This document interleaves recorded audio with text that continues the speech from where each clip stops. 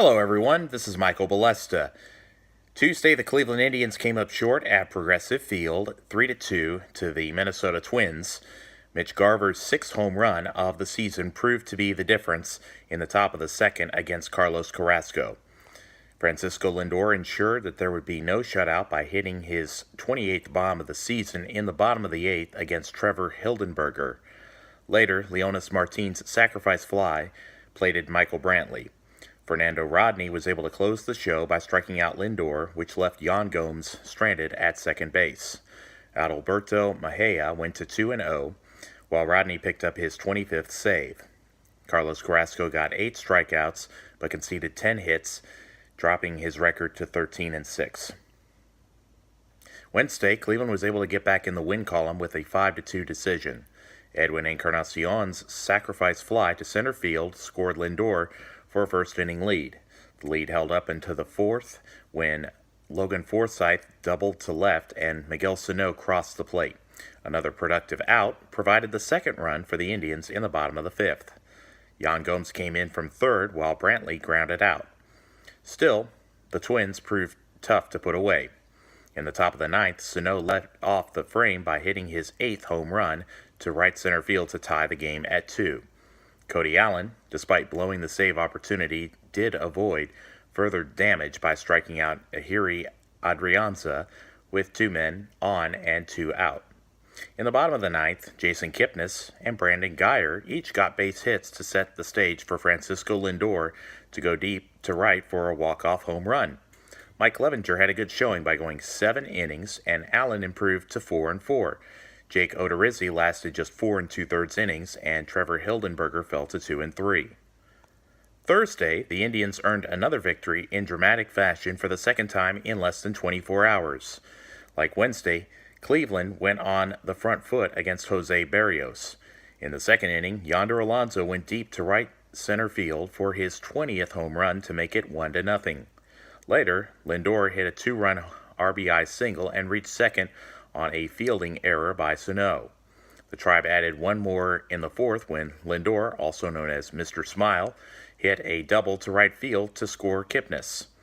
Despite all of this, Corey Kluber could not make the lead stick. 2 batters following a Max Kepler double, Jake Kay was able to get the sac fly to get Minnesota's initial run. 1 inning later in the 6th, Bobby Wilson and Eddie Rosario each hit singles to pave the way for Jorge Polanco to hit his first homer of the year to square the match. James Rowson, the Twins' hitting coach, was ejected by home plate umpire Adrian Johnson in the 7th. In the bottom of the 9th, Greg Allen led the frame with a single to right. Later, Allen got his 7th stolen base to get into scoring position. Though Lindor grounded out, the winning run moved to third. Brantley became the hero with his base hit to right field, and the Indians once again were able to come through in their final at-bat. Kluber got 7 strikeouts in 7 innings, but the win went to Andrew Miller, who goes to 2-3. Meanwhile, Jose Berrios could not make it through the 5th, yielding 6 walks. Addison Reed, with the defeat, went to 1-6. Friday, Cleveland would regret being 0-7 with runners in scoring position as they fell 1-0 in Chicago. The White Sox walked off with the win, courtesy of Daniel Palka's 18th home run in the bottom of the 9th. Shane Bieber struck out 8 in more than 6 innings of action, only giving up 3 hits. Neil Ramirez was tagged with the loss as he went to 0-2. Chicago starter Carlos Rodon lasted 8 innings, surrendering just 4 hits, but the win went to Jace Fry, who is now 1-2. Just like Wednesday, Saturday showed that the Indians were able to bounce back following a loss. The White Sox got the jump in the 3rd inning when Yoan Moncada took Trevor Bauer deep to right field. Cleveland responded in the 5th as Greg Allen singled to center off of James Shields to score Roberto Perez. The Tribe took the lead for good an inning later as Michael Brantley homered to right for his 13th. Jose Ramirez added number 34 to his home run tally for a 3-1 lead. Trevor Bauer got 8 punch-outs, improving to 12-6, while Cody Allen picked up save number 22. James Shields went to 4-14. Sunday was a high-scoring game, and Cleveland once again passed the test of being able to win different types of games. Alonso got an RBI single to get Brantley in. Up 1-0, Melky Cabrera picked up his second home run to bring 3 more runs across to give Carlos Carrasco a healthy lead to work with. Chicago would get one back in the bottom of the first as Palka grounded out to get Yolmer Sanchez home. Against Dylan Covey, Kipnis drove home Greg Allen for the 5th run for the Indians. Yandy Diaz added a base hit of his own to plate Brantley for a 6-1 lead in the top of the second. The score remained the same until the 7th when Gomes provided a sacrifice fly, getting Geyer in. An inning later, Kipnis added another RBI to score Eric Gonzalez. Diaz continued the hit parade with a single to center field, and Rajai Davis crossed the dish, and Cleveland was in command at 9-1.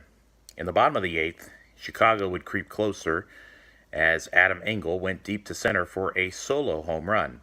Yolmer Sanchez would also hit the ball out of the park, and Adam Cimber, though a bumpy ride, would get through the 8th. Dan Otero came in the 9th, but he had trouble stopping the bleeding. Tim Anderson's base hit got Ryan Lamar home. Chicago made it 9-5 after a Kevin Smith base hit to center. Then it really became worrisome when Engel tripled to score 2 more runs after Cody Allen had come in, but the closer struck out Nicky Delmonico and Yolmer Sanchez to end the game. Cleveland held on for a 9-7 win. Carlos Carrasco went to 14-6 while Covey dropped to 4-9. Monday was the start of another interleague series with the Reds, this time in Southwest Ohio. Tucker Barnhart opened the scoring with his 8th home run in the second. Ramirez responded with his 35th home run, and it was 2-1 in the top of the third. Scooter Gennett went deep for number 18 in the 5th to even the game at 2. The Indians would explode in the 6th. Yandy Diaz doubled off starter Homer Bailey to get Greg Allen home. Amir Garrett would come in to pitch but did not fare well with Brantley, who had an RBI double to make it 4-2. Cabrera singled for a pair of runs. Kipnis doubled to get Ramirez and Geyer across. Gomes would finish the frame with a double to score Kipnis, and it was 9-2. Ramirez added a single in the 7th to score Lindor off Wandy Peralta. Cincinnati polished off the scoring courtesy of Kurt Casale's long ball in the 8th. Mike Clevenger did not have his best stuff, but was good enough to get through 5 to pick up the win to go to 8-7. Bailey's tough outing led him at 1-10. Cleveland plays tonight for the second of 3 games at Great American Ballpark in Cincinnati. Corey Kluber, 14-6 with a 2.74 earned run average, takes on Sal Romano, who is 7-9 with a 4.94 ERA. First pitch is at 7:10 p.m. Eastern. As for Wednesday, 6-2 Shane Bieber faces 0-1 Robert Stevenson before both teams get the day off Thursday. Cleveland will be back home Friday at 7:10 against the Baltimore Orioles. Saturday and Sunday will be afternoon starts at 4:05 and 1:10, respectively. The Tribe will make the trip to Fenway Park for 4 games starting Monday at 7:10 against the team with the best record in the majors, the Boston Red Sox. The Indians are now 67-51, 12.5 clear of the Twins, and 17.5 games ahead of the Tigers. Looking at the rest of the American League, the Houston Astros have a 2-game lead on the Oakland Athletics going into play today in the West. The Red Sox lead in the East is 10 games on the New York Yankees. As it stands, the Yankees would host the A's in a wild card playoff, but still more than a month of regular season play lies ahead. The Cleveland Browns opened preseason play with a 20-10 win over the New York Giants last Thursday night. I thought that Tyrod Taylor and Baker Mayfield played well last Thursday night against the Giants. Both quarterbacks made good decisions with the ball. The offense was able to avoid turning the ball over. I do think that they will need to work on the discipline as they were heavily penalized. Myles Garrett got a pre-snap penalty. Michael Jordan picked up an illegal use of hands infraction defensively. Spencer Drango got an offensive holding penalty. Denzel Ward got a flag for unsportsmanlike conduct, which allowed New York to get their first points. Jarvis Landry made a big 32-yard catch, but the momentum was crushed by his taunting penalty, and they had to punt after that flag. Fortunately, in the next series, Taylor found David Njoku for 36 yards and the first of his 2 touchdown catches. Rashard Higgins helped to set up the score with catches of 6 and 21 yards earlier in that drive. 2 Cleveland possessions later, Baker Mayfield threw a 10-yard touchdown pass to Njoku. It was not the prettiest pass, but it was a good jump by the second-year tight end to grab it away.